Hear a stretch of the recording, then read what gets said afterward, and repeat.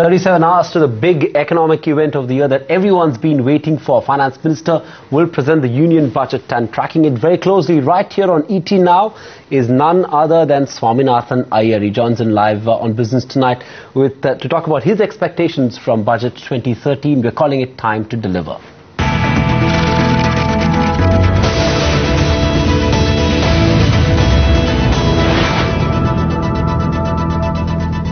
Swami, all budget, all February you've been talking about whom Budget 2013 should address. What's your call? Is it going to be the angry common man, the trigger-happy rating agency, or the jittery and anxious corporate India?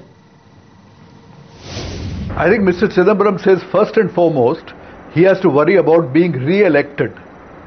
Within that, he has to worry about the Aam Aadmi. But the Aam Aadmi's biggest single issue right now, I think, is inflation. And if you want to check inflation, actually you have to look at the credit rating agency. If the credit rating agencies downgrade India, money will flow out of India, the rupee will crash from 55 rupees to 60 to the dollar, all import prices will go up, inflation will go up to 15%. Then the Aam Aadmi will be very unhappy and he will lose the election. So I said there is a complete alignment right now of the interests of the Aam Aadmi and the credit rating agencies. So that is where Chidambaram is going to go. Swami, how confident are you that Chidambaram will be able to rein in the fiscal deficit at 5.3%?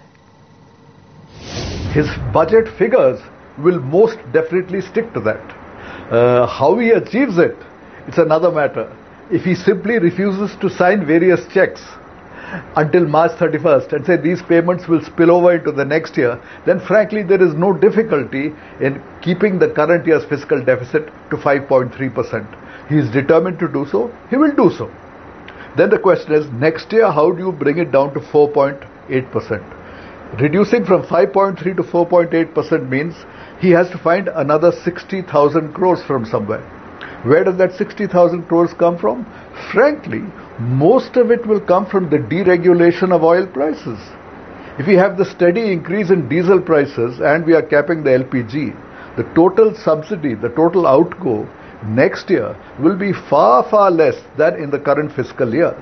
The main impact of deregulation will be felt in the next financial year. So I think just the adjustment of oil prices with some adjustment of fertilizer prices, that alone I think will bring you 40-50,000 crores in.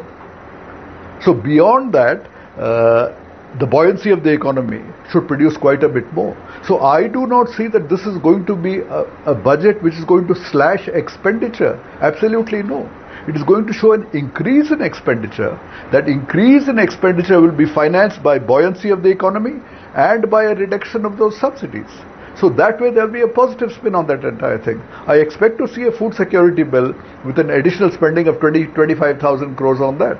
And that can definitely be accommodated if you phase out the oil subsidies. Swami, you spoke about fiscal deficit. What about the other troublesome deficit, the current account deficit, largely on account of high gold imports? Indians seem to be fascinated and obsessed with gold. What should the finance minister do in the budget to address this problem? He's tried to do all he can, but it's not working. Frankly, the reason why gold imports shot up was partly because the world price shot up and because of mismanagement of the Indian economy. The rupee itself crashed from 45. It went all the way to 55, almost 57 at one point of time.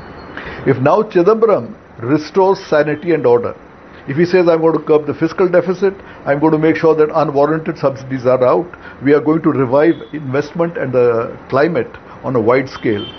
If money comes in and the rupee strengthens, automatically the value of gold begins to go down.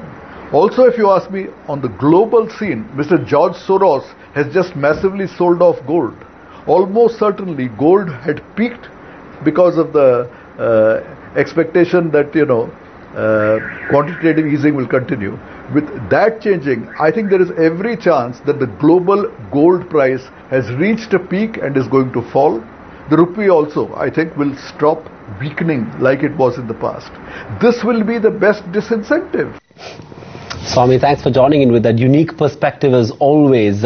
You can of course catch Swami all day on Budget Day. That's the 28th of February on ET Now, 7 a.m. to 11 p.m. Swaminathan Aiyar will be leading our budget coverage right here on the channel.